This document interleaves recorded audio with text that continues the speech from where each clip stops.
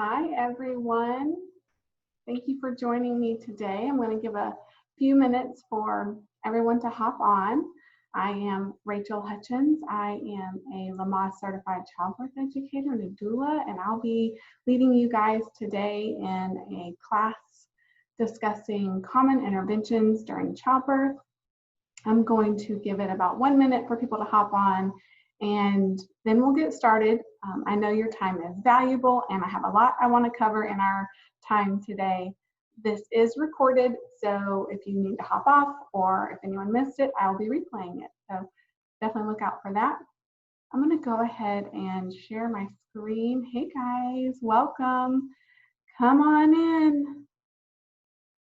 Getting my screen set up here. I hope everyone is doing well. Thank you for your patience.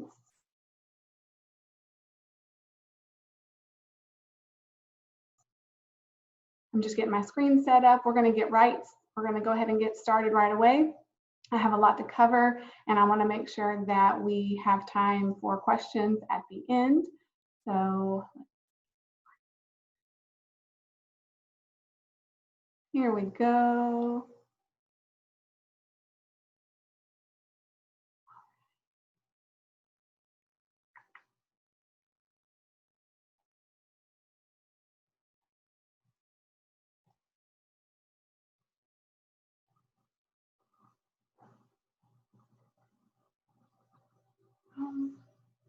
Hey guys, thank you for your patience as I am waiting on my system to load.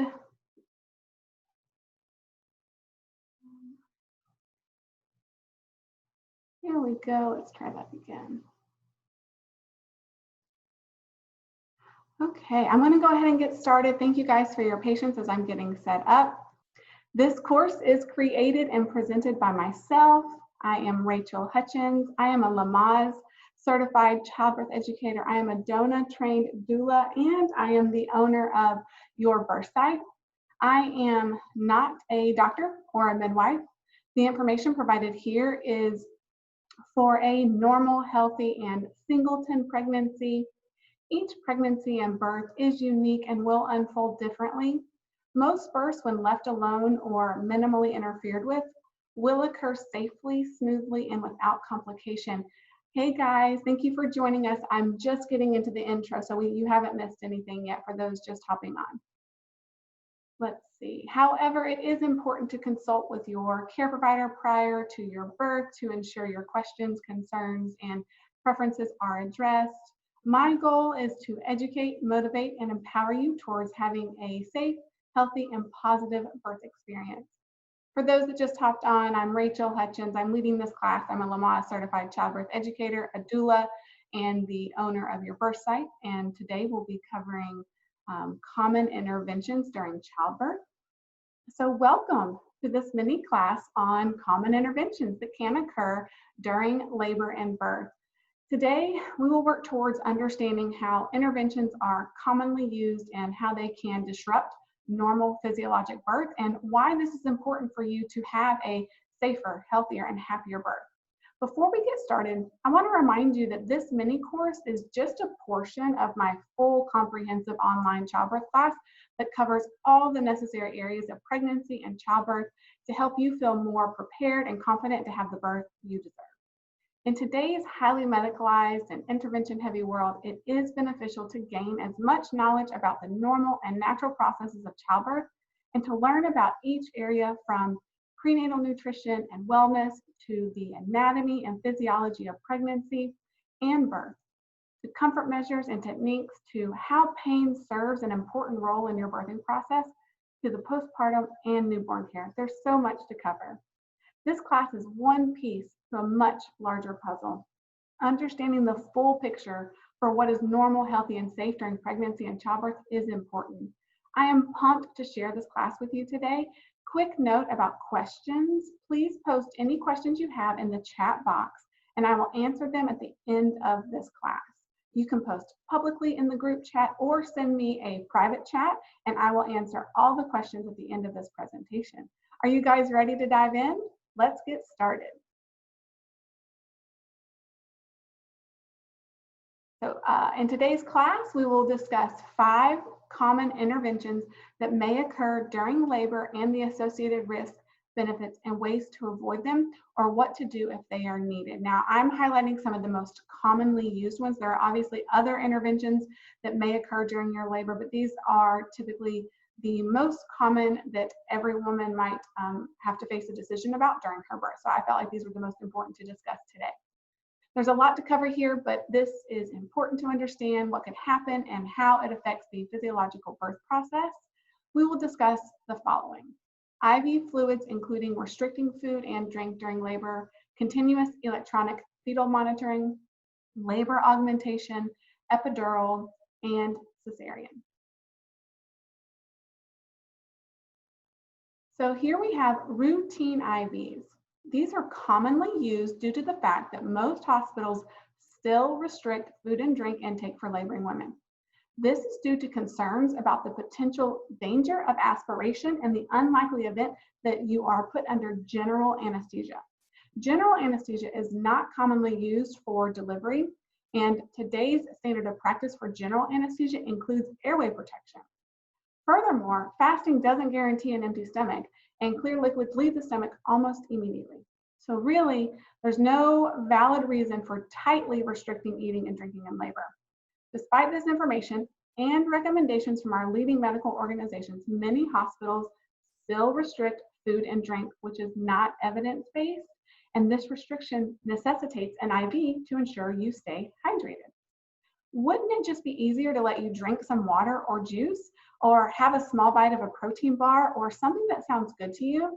This tends to perpetuate the idea that your care provider knows more about what you need than you do, which can lead to reduced confidence and trust in yourself, your body, and the normal and natural process of childbirth. The benefits to having access to your vein through an IV is that it makes it easier to administer medication, from antibiotics to labor-inducing drugs like Pitocin. It can be helpful to at least have access to your vein with a hep lock in case of an emergency. There are disadvantages associated with routine IV also. You will be tethered to an IV pole, which limits mobility. If your labor turns out to be a long one, it is actually possible to receive too much fluid. Large amounts of fluid have been linked to edema, swelling in the extremities. So this can also contribute to engorgement of the breast, which can affect breastfeeding. Too much IV fluids can cause increased weight in the baby, which the baby will quickly drop as they pee the excess fluids off. This can look like a steep drop in weight and lead to your provider possibly recommending formula when the weight drop was only caused by the IV fluids. So this is good to know if you need an IV and are dealing with this after your baby is born. The scenarios where an IV is necessitated include if you receive Pitocin, if you have an epidural, or if you are receiving medications such as antibiotics in labor. An alternative to refusing the IV altogether is to have a saline lock or a hep lock, like I mentioned earlier. In both cases, a flexible catheter will be threaded into a vein in your hand or arm. At the end of the tube is a small chamber that is often filled with saline and locked off. Hep locks give hospital staff access to an open vein should an emergency arise, but you won't be tethered to an IV pole in the meantime. If you are laboring at a hospital and do not want a routine IV, you can just say so. Better yet, discuss this with your doctor or midwife well in advance. Ask what to expect and what options you may have. Also, you can add no routine IV to your birth plan. But remember that there are certain instances where an IV is required, for example, with an epidural, Pitocin, or antibiotics. To avoid need for IV fluids, eat and drink as you need and want while you labor at home, and labor at home as long as possible. Eat and drink in response to your body's needs. You can suck on ice chips, popsicles, or lollipops during labor. If you need an IV, walk around with your IV pole, it rolls, and stay as active as possible. So before diving into this, I want to share with you a little bit about your baby's heart rate during labor. It will fluctuate in response to the pattern of your contractions. When the uterine muscles clamp down and clench together, for example, blood flow to the baby is temporarily restricted. Decreased blood flow in turn temporarily restricts the amount of oxygen making its way to your baby, which lowers the baby's heart rate. When your contraction ends and the uterine muscles relax, however, blood flow returns to normal, oxygen levels increase, and the fetal heart rate rises back up. This is a normal, natural, safe phenomenon. Minor fluctuations occur during every woman's labor. Occasionally, however, blood flow is restricted to too much or for too long. In that case, the fetal heart rate will drop significantly, which can be a sign of fetal distress. If the baby's heart rate cannot or will not return to normal, any number of interventions might become necessary to ensure safe delivery of your baby. In the 1940s and 50s, it was thought that the lack of oxygen to the baby while in utero, or also called fetal hypoxia, was the primary cause of stillbirth, mental retardation, cerebral palsy, and other types of neurological damage in newborns. When electronic fetal monitoring was introduced in the late 1950s, it was almost immediately considered to be a superior technique to monitor babies during labor. Even though electronic fetal monitoring was originally intended for high-risk pregnancies only, its use exploded. And now EFM is the most common birth intervention used in more than 85% of American births. What we know now is that a baby must be deprived of oxygen for a longer period than previously thought before problems develop. When it comes to cerebral palsy, fetal hypoxia is rarely the cause. Intrauterine infection is more commonly to blame. Another component to understand the use and impact of continuous EFM is that the heart rate pattern printed by the electronic monitor must be interpreted. In other words, there's no super precise definition for what exactly constitutes fetal distress. What one doctor considers reassuring may differ widely from another doctor's interpretation. This is the reason EFM is associated with false alarms or high false positive rates. Due to the high rate of false positive, this means that babies who aren't really in distress are more likely to be ushered into the world via a C-section unnecessarily. It is understandable that you and most women are willing and happy to be closely monitored because you believe it makes birth safer for you and your baby. But continuous EFM does not only increase the risk of cesarean with no benefits to the baby, in most cases it also severely restricts your mobility as well as your access to other comfort measures such as a shower, a bath, or using the birth ball. Research and evidence now tell us that continuous EFM increases risk of intervention, including cesarean, like I just mentioned, and it does not improve fetal outcomes when used by low-risk women. That's the other key component there. Another downside is that continuous EFM can require you to be more restricted to the bed during labor, and you are more likely to labor on your back, which not only compresses the pelvis, but also constricts some of your major blood vessels, which ironically can deprive the baby of oxygen. If you need continuous EFM due to medical necessity, you can try sitting on a yoga ball next to the bed or lean over the back of the bed or try hands and knees position in the bed, or you can maybe labor on your side with a peanut ball between your legs. Just know there are options if you need to be in or near the bed for monitoring. Medical indications that require continuous EFM include if you are given Pitocin, if you have an epidural, if you are considered high risk, or if your baby is developing a problem. Alternatives, if you are low risk and your labor is progressing normally, you can request intermittent auscultation. That is intermittent fetal heart rate monitoring via a handheld Doppler instead of the electronic fetal monitoring machine. The biggest difference in these two is that auscultation is using a handheld Doppler and EFM is using the two big straps around your belly for about 10 to 15 minutes. The leading medical organizations recommend and support both intermittent auscultation and intermittent EFM for women without complications. Another option, if you need or want to be monitored continuously, you can inquire about telemetry, which is the wireless monitoring. It is not available everywhere, so be sure and check with your provider beforehand. Using a wireless monitor does not improve the risk of false alarms, but it will improve mobility during labor. As you are absorbing the information, you may be wondering why continuous EFM is used if the evidence doesn't support it. The first answer is because hospitals are often slow to adapt new policies as new evidence is discovered. Second is because continuous EFM allows nurses to monitor many women at the same time from the nurse's station. This is an advantage, especially when the nursing staff is overextended, and this frees them from having to record a baby's heart rate by hand. plus the record is stored electronically. Hospitals typically follow a protocol of 20 minutes, sometimes longer, maybe up to 45 minutes of electronic fetal monitoring when you are first admitted to the hospital. They want to get a baseline for how the baby is handling contractions. This is then followed by 15 minutes of electronic fetal monitoring each hour, as long as your baby's heart rate remains normal. The next thing you may wonder is, what can I do now?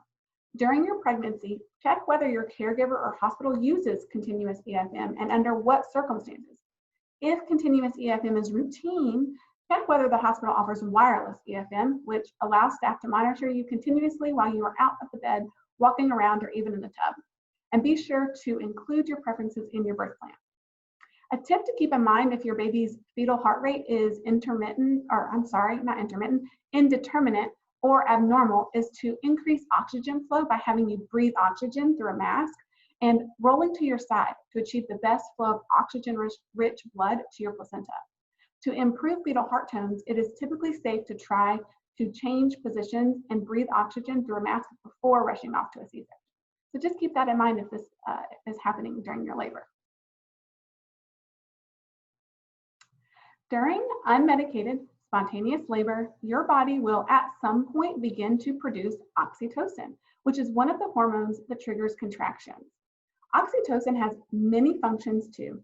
It is commonly referred to as the love hormone because it facilitates mama-baby bonding after the birth, and it is also secreted when people snuggle, hug, kiss, or bond socially. Oxytocin is secreted in the brain. As it is released, it triggers the release of other hormones, most notably endorphins, your body's natural pain relievers. Understanding the role of hormones during the birth is key to understanding how interventions can disrupt the natural flow of labor. I could easily talk for this entire class on the role of hormones before, during, and after birth, but I'll try and stay on topic for now. When a mama is induced or her labor is otherwise interfered with, however, her body doesn't always respond as it normally would. In other words, she may not produce enough oxytocin to get contractions going, and when that happens, doctors may recommend augmenting or speeding up labor. Two common ways we will discuss augmenting labor today are artificial rupture of membranes and using Pitocin.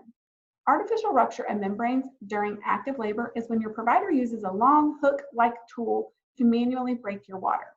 This is intended to cause your baby's head to press more firmly on your cervix. It can make contractions suddenly more painful and augment or speed up labor progress.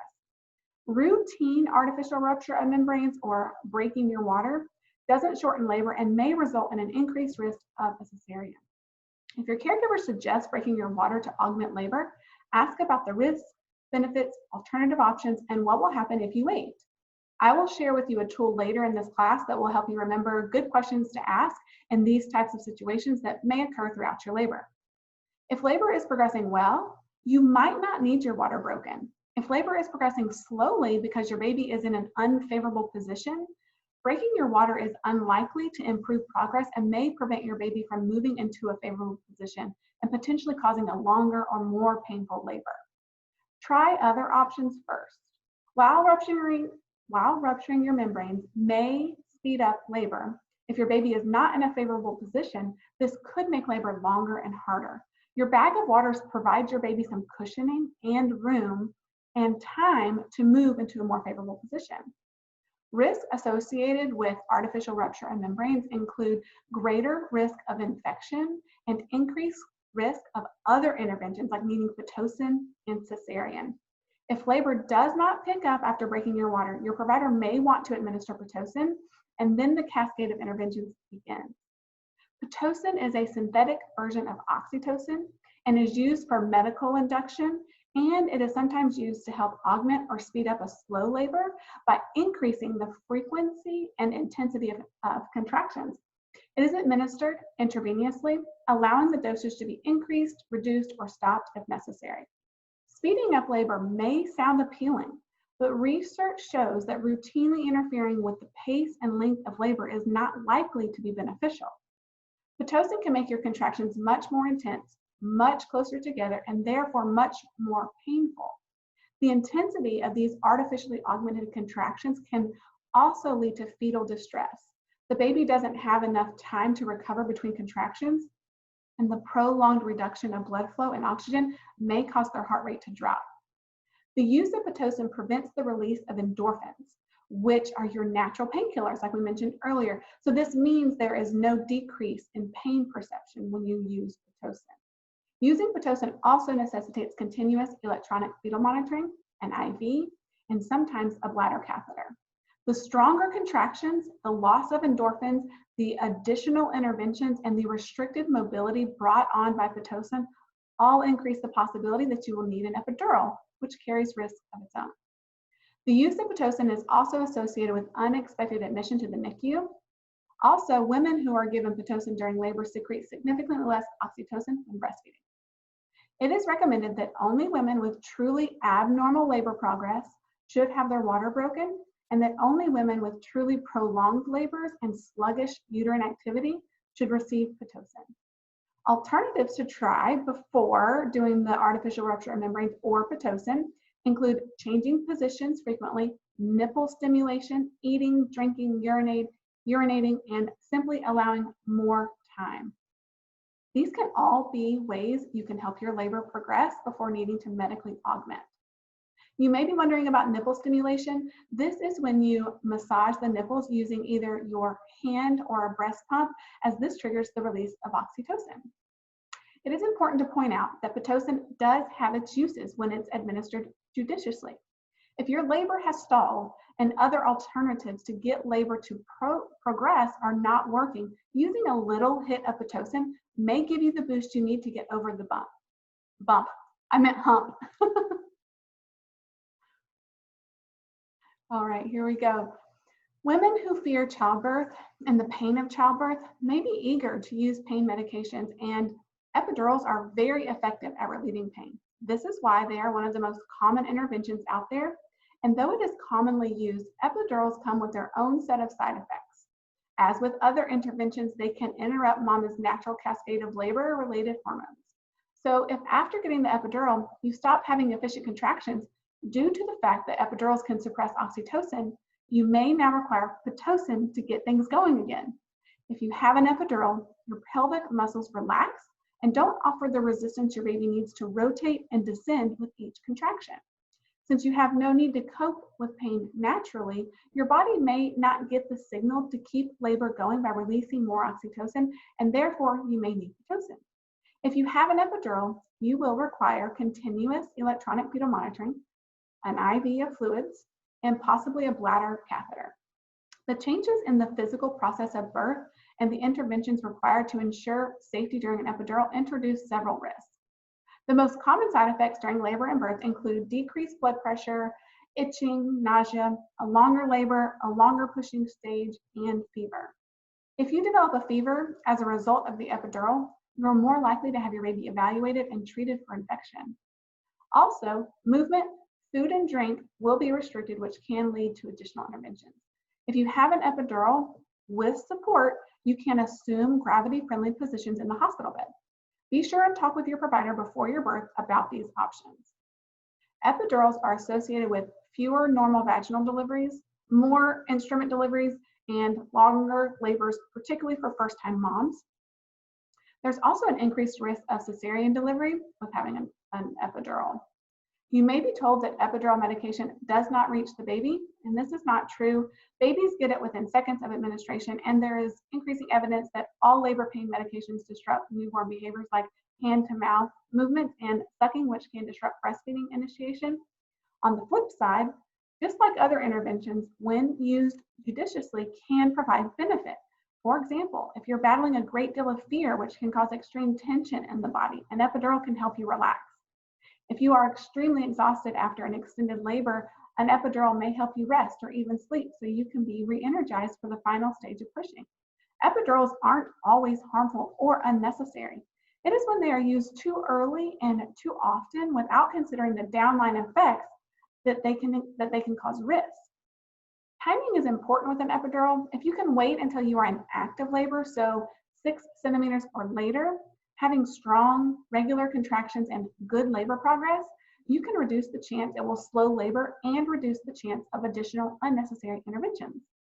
If you can work actively with labor and if you have continuous emotional and physical support, you will be less likely to need an epidural, or you will simply need or want it later in labor. Getting less epidural medication, getting it later in labor, and waiting patiently for your baby to move through the birth canal, this is also known as laboring down before you push. Basically, don't push until the baby's head is crowning. These will all go a long way toward reducing the unintended consequences of epidurals. There are many alternatives for pain relief and comfort during labor, but this is an entire class on its own. I will do a separate class on this topic, so be sure and keep an eye out for that.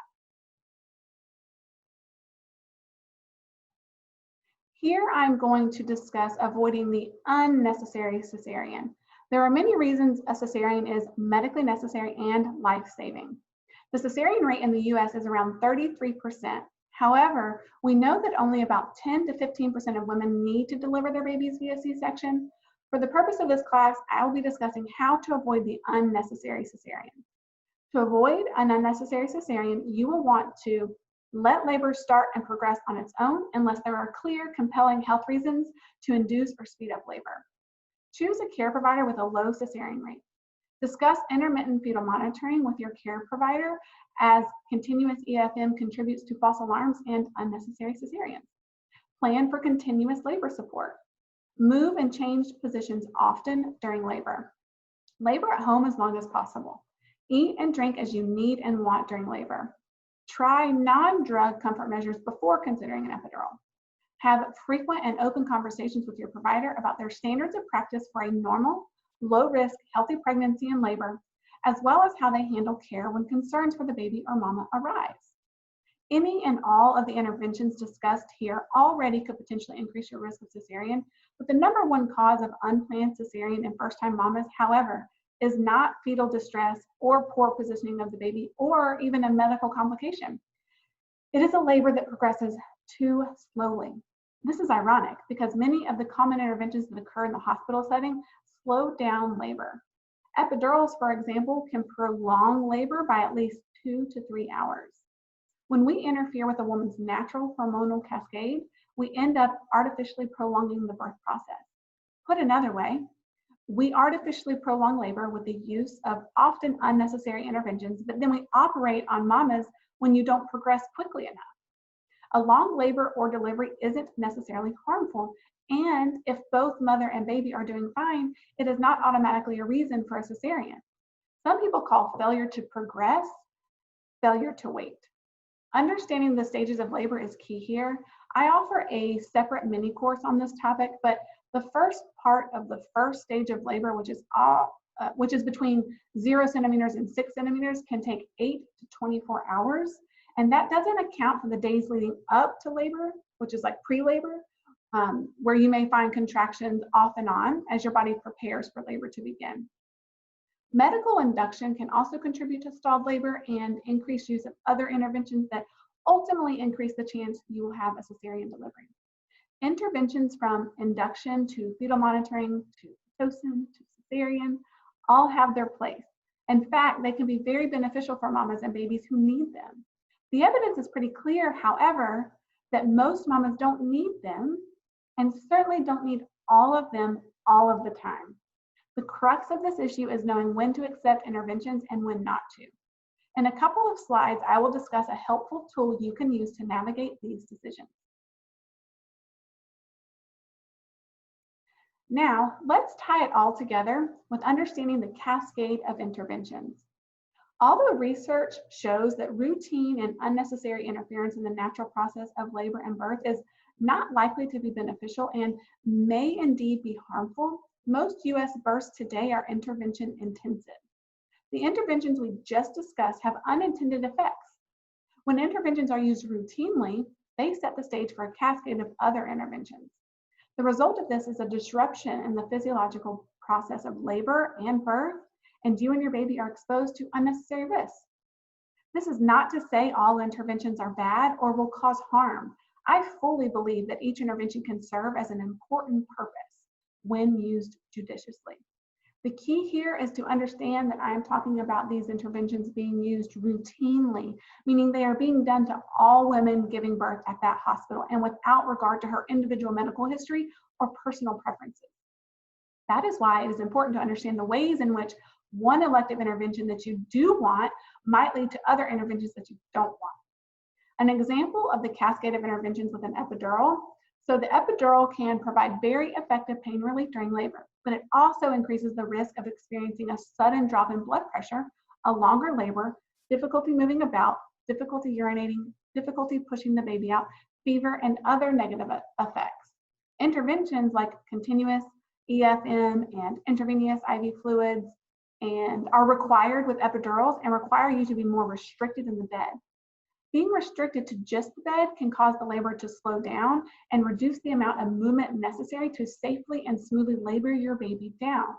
This slowing down of the labor can lead your care provider to want to augment the labor with Pitocin or breaking of your water. Looks like we have about just a little bit of time left here. So this can lead to stronger contractions and stress on the baby, which can lead to cesarean. So hopefully you can see the example of the cascade of interventions there. Babies can also be affected. For example, epidurals increase a woman's likelihood of developing a fever, which can make doctors worry that the baby has a fever. This leads to blood tests and antibiotics for the baby after the birth. They may also be observed in a special nursery, which can interfere with mother-baby bonding and breastfeeding. You can see the pattern here. This is not to say you should not have an epidural. This is only to give an example as to what the cascade of interventions looks like and how it may impact your birth so you can make a fully informed decision. Next, I will share with you a helpful tool to avoid unnecessary interventions. As an expectant parent, it is your responsibility and legal right to become informed about the available options in maternity care and to communicate your preferences to your caregivers. To help you make informed decisions, ask key questions and consult with your caregiver and other knowledgeable professionals. After considering the information you've learned and weighing it against your values and concerns, you can make the best decision for you and your baby. During pregnancy, the choices you make can help make your experience of labor, birth, and postpartum positive and satisfying. The following choices are key to a safe and positive experience. So choose a care provider and birth setting that have low rates of using routine interventions. Become familiar with the best available research about interventions that are most likely to trigger a cascade of intervention, including induction of labor, epidural, and other pain medications and cesarean section. Have an open and respectful conversation with your care provider about why you need any recommended interventions. It's ideal to have this conversation well before you may need the intervention so you can express your wishes and discuss plans. Talk to your care provider about options like watchful waiting, which is doing nothing and waiting for labor to move along or for issues to resolve on their own, or using simpler, less invasive alternatives. Learn about the benefits of continuous labor support and consider engaging a doula to help you achieve your objectives. Clearly communicate your wishes to your care providers and get the support of your spouse, partner, doula, or other companions to reinforce your wishes throughout labor and delivery. And lastly, know that you have the right to accept or refuse procedures, drugs, tests, and treatments, and to have your choices honored. Now you may be wondering, I have all this information. What do I do with it? You use your brain. This method is the most important tool in your tool bag, and you can use it starting right now. BRAIN stands for benefits, risks, alternatives, intuition, and nothing. To understand this tool and why it is important, we need to first talk about shared decision-making. Shared decision-making is a collaborative process that acknowledges patients' authority in their healthcare decisions. Shared decision-making offers the opportunity for you to receive complete and accurate information, to clarify values, and to receive decisional support. Through the course of care, your provider should communicate evidence-based information, engage you in an exploration of your respective values, knowledge, and experiences, and make a decision based on the results of that exploration. Maternity care in the United States is becoming increasingly complex and procedure-intensive, and patients often have inadequate knowledge to make informed decisions. Advantages for using a shared decision-making process include higher maternal satisfaction, more positive relations among the care team, and higher levels of trust. BRAIN is an acronym, should be used when you are faced with a recommendation from your care provider or when you come to a decision point during pregnancy, labor, birth, and even postpartum. Really, this tool can be used for any care you receive, including the health care of your future child. It helps you to slow down and ask the important questions in order to make a well-informed decision. So again, BRAIN stands for benefits, risks, alternatives, intuition, and nothing. So you would ask, what are the benefits of this test, procedure, or whatever the item is? What are the risks associated? What are the alternative options? Then you check in with yourself, your intuition. What does my gut tell me? And then lastly, what if I do nothing? Or what if I wait an hour or two, or a day or two? Often you may feel like you can't or shouldn't ask questions of your provider because maybe you worry about upsetting your provider or making them think you don't trust them. But this isn't about not trusting them. It is about informing yourself about all of your options and then taking all of those things into consideration, then making the decision you feel best suits you and your situation. This is 100% your right. This is your baby, your body, and your birth, and you have every right to know about all the things happening to you and your baby. And the best time to talk to your provider is before the birth. Ask questions early in your care and often. Don't wait until you are in labor to have a conversation with your provider about their practices. You want to have this type of conversation throughout your pregnancy so that when you get to the birth, everyone is in sync and your expectations are in line. A good provider will support this and be willing to have this open and transparent conversation. How to find time to talk with your provider? During prenatal visits, your doctor or midwife may spend ample time with you, but for many, they do not, and they may even appear to be rushed. Schedule a separate office visit with them outside of your regular prenatal visits to have these more in-depth conversations about your pregnancy, birth, and your preferences for both. Write this acronym down and keep it with you so you can reference it when you are in a situation and need to ensure you are making an informed and shared decision. So in closing, this class is one piece to a much larger puzzle. Understanding the full picture of what is normal, healthy, and safe during pregnancy and childbirth is important. So do you want to learn more? Do you want to know how to have a safer, healthier, and happier pregnancy and birthing experience? You can do this by taking the full Nurture Life online childbirth education course. This comprehensive 4-week course is available on demand so you can watch and learn at your own pace. Learn more and get signed up at yourbirthsite.com. Be sure and check your email after this class for a free infographic. It's on the 10 steps to improve your chances of having a safe and satisfying birth. I'll send that email right when this class is over. Stay in the loop and get more information by following me on Instagram, which is @yourbirthsite_Rach, or on Facebook by joining our Nurture Life community for pregnancy, childbirth, and postpartum. I use these platforms the most to share about upcoming classes, as well as tips, tools, and resources for pregnancy, childbirth, and postpartum. That is the end of this course. I'm going to close the PowerPoint presentation and then take questions via the chat box, or you can ask them live if you would like.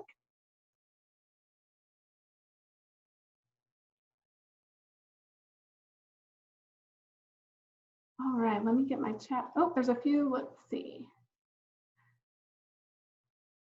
How often have you seen women in labor truly needing an IV, such as an emergency? You know, the question about how often I see women truly need an IV is it's not often, because most labor, when left alone, it unfolds safely. It's when we do other interventions that necessitate that IV. So I think a safe compromise is to do the HEP lock. That way you have access to the vein, because if you do get dehydrated or there is an emergency, sometimes it's harder to access the vein. But doing the HEP lock is like a compromise. It's like ensuring safety, but then giving you mobility, which I think is most important. And the next question is, are you familiar with some specific complications that may warrant electronic fetal monitoring? Well, complications, so I mean, a lot of the electronic fetal monitoring is necessitated when other things are done, like Pitocin or epidural.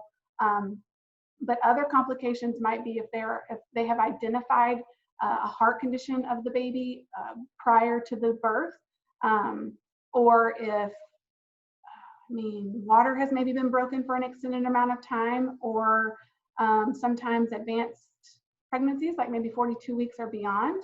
Those might be some examples of where it might warrant the electronic fetal monitoring outside of it being just used in conjunction with other interventions like the epidural or Pitocin. And then the next question is, can you get an epidural, then decide you no longer want to utilize it? You can get the epidural and have it turned off. You just have to be careful, because if you have started we're running out of time, so we might have to hop over to my Nurture Life group if this runs out. But if you get the epidural and you are receiving that drug, it's going to interfere with your labor hormones, like the endorphins that we talked about that are your natural pain relievers. So if you then turn off the epidural, you got to be real prepared for an intense surge of pain. So labor, when it naturally goes up and builds up, you build up those endorphins along the way. So if you then just turn off the epidural, you're going to be hit with a lot of pain. So that's why you should weigh out maybe delaying the epidural as long as possible.